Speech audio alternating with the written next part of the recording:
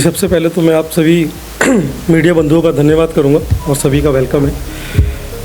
7 जनवरी को एक ज्योतिष उत्सव का आयोजन किया जा रहा है, जिसमें कि पूरे भारतवर्ष से जितने भी ज्योतिष विद्या से बिलोंग करते हैं, जितने भी विद्वान हैं आध्यात्मिक तौर पे, बहुत सारी विद्याएं हैं ज्योतिष की। सभी ज्योतिष अपनी अपनी फील्ड के बहुत ही महारथी हैं और स्पेशल इस चीज़ को वो करते हैं।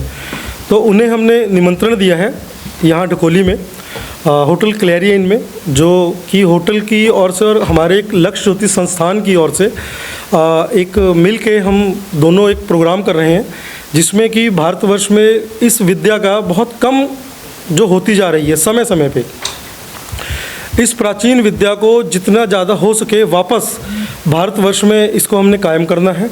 उसके लिए हम जन जन तक लोगों को इस चीज़ के बारे में समझा रहे हैं, बता रहे हैं। हमारे ऋषि मुनियों का ये अध्ययन है और एक ज्योतिष अपने आप में एक बहुत बड़ा ग्रंथ है, और किसी भी व्यक्ति के जीवन में कुछ भी हो रहा हो, चाहे वो अच्छा हो रहा हो, चाहे वो बुरा हो रहा हो, या आने वाले समय में उसके साथ क्या हो सकता है, इसकी गणना अगर सटीक तौर पे निकाली जा सकती है तो उसका माध्यम एक ज्योतिष है। बिल्कुल। और ज्योतिष के माध्यम से जीवन की हर उपस्थिति का अनुमान लगाने का जो सटीक तरीका है वो एक ज्योतिष है। तो इसके लिए हम होटल के, इस क्लैरियन होटल के लिए हम बहुत शुक्रगुजार हैं, जिन्होंने हमारे साथ मिलकर इस कदम को बढ़ाने में हमारा सहयोग किया है। और हम जितना हो सकेगा इस विद्या का प्रचार प्रसार निरंतर आगे हम बढ़ाते रहेंगे। इस ज्योतिष विद्या में के माध्यम से हस्तरेखा वाले जितने भी विद्वान हैं, एक्सपर्ट हैं, वो यहाँ मौजूद रहेंगे। उसके साथ में हस्तरेखा के साथ में जैसे कुंडली देखना होता है, जिसको हम वैदिक ज्योतिष कहते हैं, उस ज्योतिष के भी विद्वान यहाँ मौजूद रहेंगे। पेंडुलम विद्या होती है, उससे भी हम देखेंगे। कुछ कौड़ियाँ होती हैं, कौड़ियाँ पीली वाली, उन रमल विद्या कहते हैं उन्हें, उसके माध्यम से भी देखेंगे। आजकल जो भी नया घर बन रहा है, नई पोजीशंस ली जा रही हैं, उसके लिए वास्तु के जो एक्सपर्ट्स हैं वो भी यहाँ मौजूद रहेंगे। और साथ में आपकी बॉडी का जो ओरा कैसे स्कैन होता है, आपकी बॉडी में क्या चीज़ की प्रॉब्लम है, ओरा स्पेशलिस्ट भी यहाँ पे मौजूद रहेंगे। विज्ञान के तौर पे हर तरह की ज्योतिष विद्या के महारथी यहाँ पे 7 जनवरी को मौजूद रहेंगे। सर, ज्योतिष उत्सव की बात करें तो जैसा कि आपने मेंशन किया है कि निःशुल्क है, सिर्फ ये एक दिन का ही है या आगे भी आप इसको? जी, ज्योतिष के इस फील्ड में हम पिछले 12 प्रोग्राम करा चुके हैं और ये हमारा 13वां प्रोग्राम है। इसमें पूरे भारतवर्ष से जितने भी लोग आएंगे, जिन्होंने अपनी कुंडली दिखानी है, अपनी फैमिली के बारे में पता करना है, अपने नए बिजनेस या नए हाउस के वास्तु के बारे में पता करना है, अपनी बॉडी का ओरा चेक कराना है, या अपनी बॉडी में कौन सी डिजीज़ हो रही हैं, प्रॉब्लम्स हो रही हैं, उनके बारे में जानकारी लेनी है, उन सभी के लिए हमारी ओर से ये प्रोग्राम सम्मेलन बिल्कुल निःशुल्क है।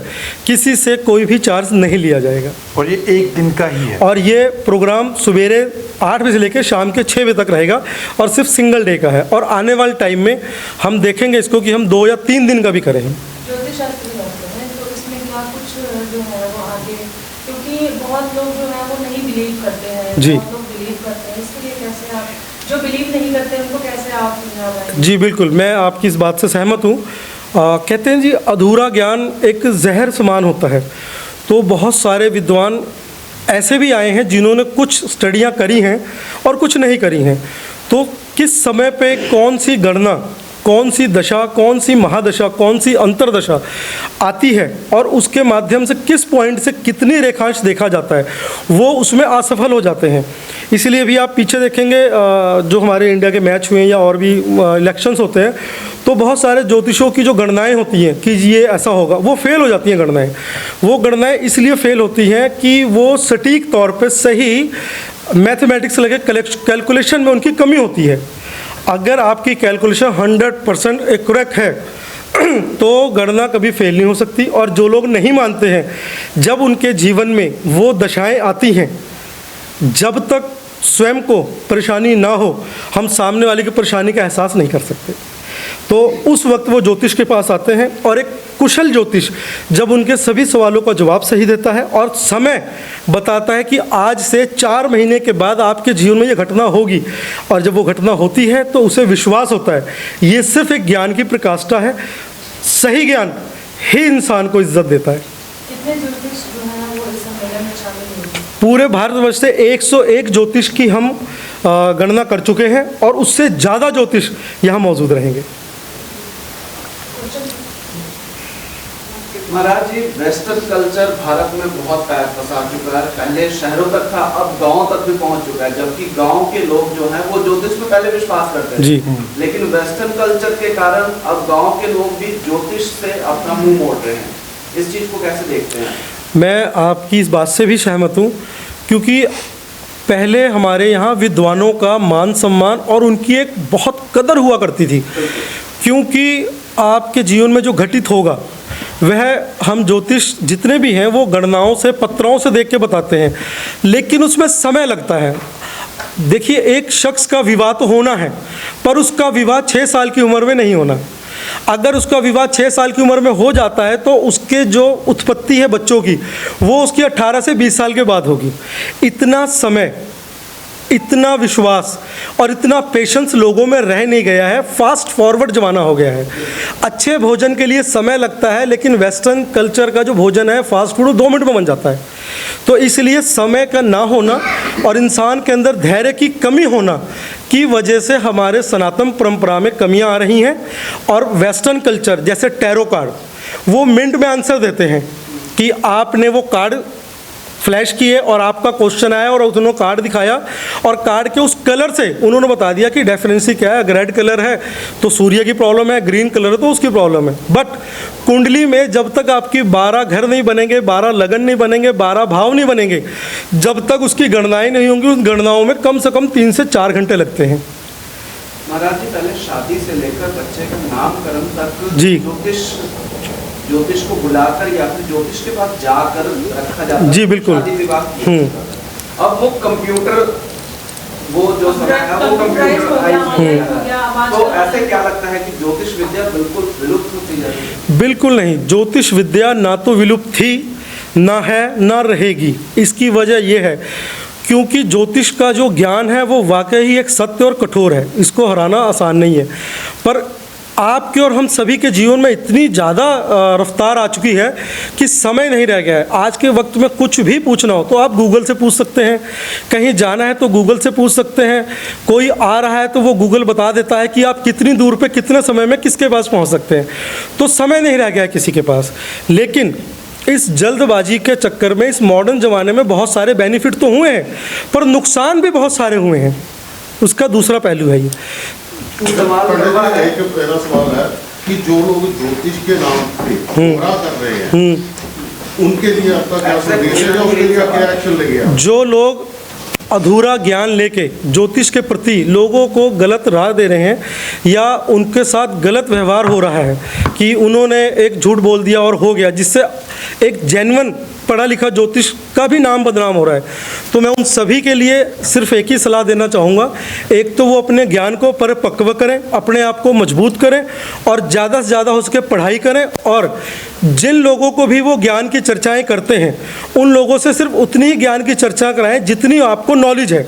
अपनी नॉलेज से परे जाके अगर आप किसी को सलाह देते हैं तो वह सलाह अगर सही नहीं आएगी तो एक ज्योतिष का भी सम्मान खराब होगा और एक आम इंसान का भरोसा भी। कुछ लोग बोलते हैं जी आपके हवन से 50,000 लगेगा, 55,000 लगेगा। कोई वो काम सिर्फ 10 रुपए में 11 रुपए में भी कर देता है, तो उसमें क्या, कैसे हम डिफरेंस निकाल पाएंगे? जी, उसमें डिफरेंस निकलेगा। पहले तो आप जिस विद्वान पे जा रहे हैं आप उससे देखें कि वह क्वालिफाइड है कि नहीं है। इसका हमें क्या कैसे प्रमाण होगा कि कोई भी ज्योतिष अगर इस फील्ड में आता है तो वह ज्योतिष विद्या ग्रहण करके आता है, किसी इंस्टीट्यूट से, किसी कॉलेज से, किसी विद्यालय से, किसी संस्कृति एकेडमी से। उसके ऑफिस में वो सारे पोस्टर लगे होते हैं, उसके सर्टिफिकेट्स लगे होते हैं। रही बात आपकी दूसरी पूजा वाली, तो एक पूजा 11,000 की भी होती है और अगर वो पूजा जातक सक्षम ना हो कराने के लिए, तो वह उसके उपाय भी कर सकता है।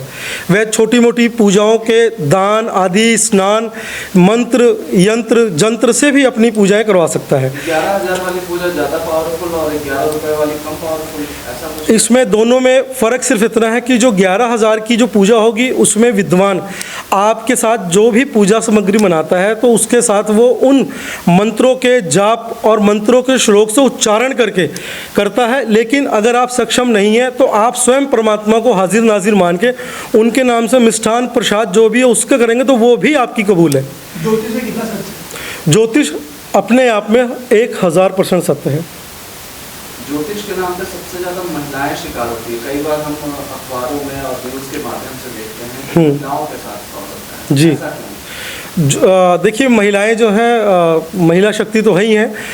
महिलाएं जो हैं वो हृदय से और मन से थोड़ी ऐसी कोमल भी कही जाती हैं और उनमें अपने परिवार या अपनी फैमिली का जो दर्द है, तकलीफ़ है, वो बर्दाश्त करने में ना बड़ी तकलीफ़ होती है। वह उस चीज़ को चाहते हैं कि किसी प्रकार से भी, चाहे विद्वान अच्छा है या अच्छा नहीं भी है, बट उनके घर परिवार की परेशानी को अगर वो कहता है तो दूर कर दे तो वो विश्वास बहुत जल्दी कर लेती है। एक आखिरी सवाल है जी।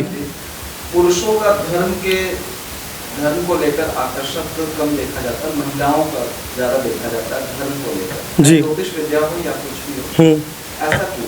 देखिए, महिला तो हमारी वैसे भी धर्म की शक्ति है, शक्ति स्वरूप रूपिणी है। पुरुष समय में बहुत ज़्यादा बाहर के व्यवस्थाओं में बिजी रहता है। महिलाएं घर में जो हैं लक्ष्मी के तौर पे पूजा पाठ आराधना करती रहती हैं। और पुरुष ऐसा नहीं है कि धर्म के मामले में नहीं है, पुरुष भी धर्म को बहुत ज़्यादा उसका मान करता है, सम्मान करता है, बस समय की प्रक्रिया के हिसाब से समय कम दे पाता है।